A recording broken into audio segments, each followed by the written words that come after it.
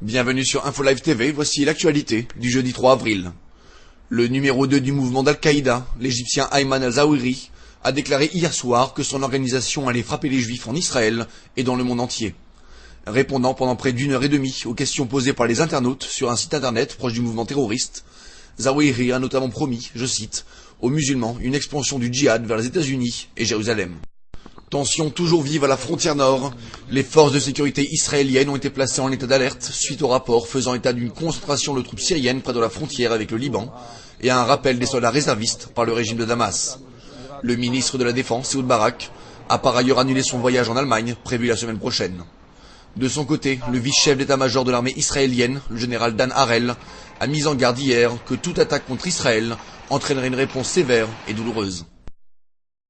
Le président égyptien Hosni Moubarak a rencontré hier au Caire le roi Abdallah II de Jordanie, ainsi que le président palestinien Mahmoud Abbas.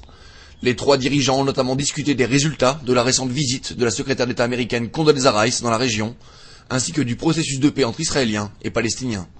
Les trois chefs d'État réunis hier ont appelé Israël à cesser la construction d'implantations et à lever le blocus imposé contre la bande de Gaza. La Chine, d'ordinaire si discrète concernant la menace iranienne et généralement opposée aux sanctions contre le régime de Téhéran, a cependant fourni récemment à l'Agence internationale pour l'énergie atomique des renseignements qui mettraient en lumière les efforts entrepris par l'Iran afin de se doter d'armes nucléaires. Ce geste de la République populaire de Chine semble refléter un malaise au sein de la communauté internationale et même parmi les partenaires de l'Iran au sujet de la véritable nature du programme nucléaire iranien. Les conseillers du président palestinien Mahmoud Abbas envisagent d'avancer la date des élections présidentielles et législatives palestiniennes, des élections qui pourraient avoir lieu dès la fin de l'année 2008. Cette proposition, étudiée depuis ces derniers jours par les dirigeants palestiniens, serait envisageable si aucun accord n'était conclu entre le Hamas et le Fatah, et si le Hamas refusait de rendre le contrôle de la bande de Gaza à l'autorité palestinienne. Enfin, économie, pour finir, la Banque d'Israël a affirmé ce mercredi avoir acheté le mois dernier un total de 600 millions de dollars au sein des marchés internationaux, et ce afin d'aider le dollar à regagner de la valeur face au shekel.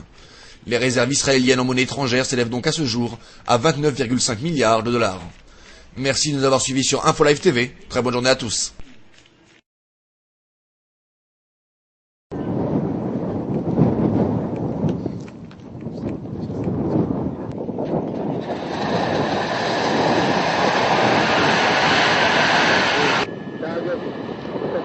Is going to attack this company now with the two just one, but usually it's the whole company that will attack together and we sit together and move it.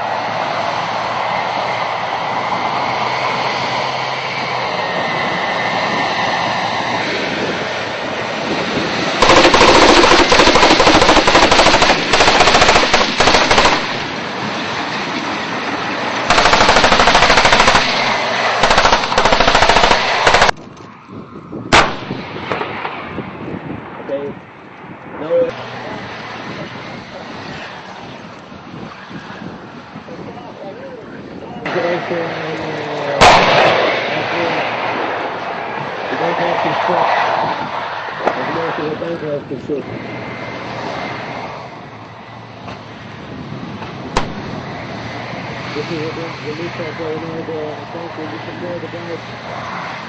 We just prepare the